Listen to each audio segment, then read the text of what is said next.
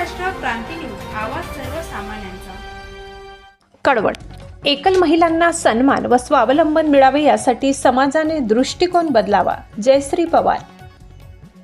समाजातील एकल महिलांना सन्मान, स्वावलंबन आणि समानतेची वागणूक मिळावी यासाठी समाजाने आपला दृष्टिकोन बदलण्याची गरज असल्याचे प्रतिपादन माजी जिल्हा परिषद अध्यक्षा जयश्री पवार यांनी केले. पंचायत समिती कडवण व उमेद महाराष्ट्र राज्य ग्रामीण जीवनोन्नती अभियानाअंतर्गत राबविण्यात येणाऱ्या नवचेतना या अभिनव उपक्रमाअंतर्गत एकल महिलांच्या सक्षमीकरणासाठी रोजगार प्रशिक्षण मेळावा व हळदी कुंकू कार्यक्रमाचे आयोजन शुक्रवार दिनांक 16 लोकनेते ए.टी. पवार सांस्कृतिक संकुल पंचायत समिती कडवण येथे करण्यात आले. जिल्हा परिषद नाशिकचे मुख्य कार्यकारी अधिकारी ओमकार पवार, जिल्हा ग्रामीण विकास यंत्रणेच्या प्रकल्प संचालका प्रतिभा संगमनेरे यांच्या संकल्पनेतून हा उपक्रम राबविण्यात आला.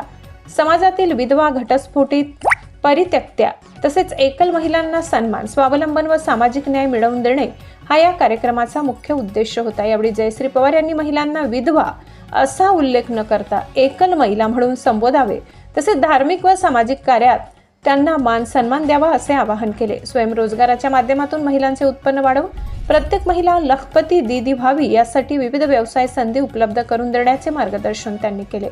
कार्यक्रमात उमेद अभियानाअंतर्गत बचत गटांना बँकांकडून एकूण 76,80,000 रुपयांचे कर्ज मंजूर करून मान्यवरांच्या हस्ते वितरण करण्यात आले. गटविकास अधिकाऱ्यांना नवचेतना एकल महिला हा उपक्रम सध्या तालुका स्तरावर राबविण्यात येत असून पुढील काळात तो संपूर्ण तालुक्यातील ग्रामपंचायतींमध्ये राबविण्यात येणार असल्याची माहिती दिली.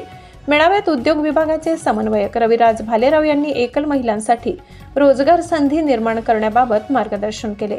कार्यक्रमाच्या अध्यक्षस्थानी जयश्री पवार होते. यावेळी जिल्हा कृषी विकास अधिकारी संजय शेवाळे, गटविकास अधिकारी वंदना सोनवणे, विविध विभागांचे अधिकारी, बँक प्रतिनिधी, उमेद अभियानाचे कर्मचारी, ग्रामसखी व तालुक्यातील मोठ्या संख्येने एकल महिला उपस्थित होत्या.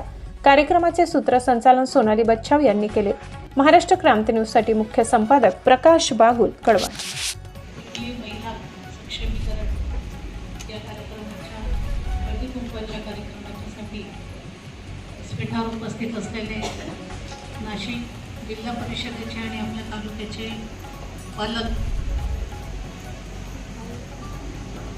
साहेब, या तालुक्याच्या आपल्या व्हिडिओ मॅडम, तसंच आपल्याला प्रशिक्षण देण्यासाठी आपल्याकडे आलेले भालेराव साहेब, म्हणजे भालेराव साहेबांचं प्रशिक्षण तुम्ही ऐकणार, नक्कीच तुम्हाला ऐकावं असं वाटेल आणि त्याच्यातून काहीतरी घेऊन तुम्ही काम करणार, एवढं मी आता सांगतो साहेब.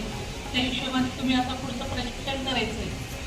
व्यासपीठावर उपस्थित असलेले सर्वच पंचायत समितीचे कर्मचारी, समोर उपस्थित असलेल्या सर्वच महिला, बचत गटाच्या आणि पूर्ण तालुक्यातून आलेल्या माझ्या महिला भगिनी, अशाच नवनवीन बातम्या पाहण्यासाठी आमच्या महाराष्ट्र क्रांती न्यूज या YouTube चॅनलला लाईक करा, सबस्क्राईब करा आणि बेल आयकॉनला प्रेस करा.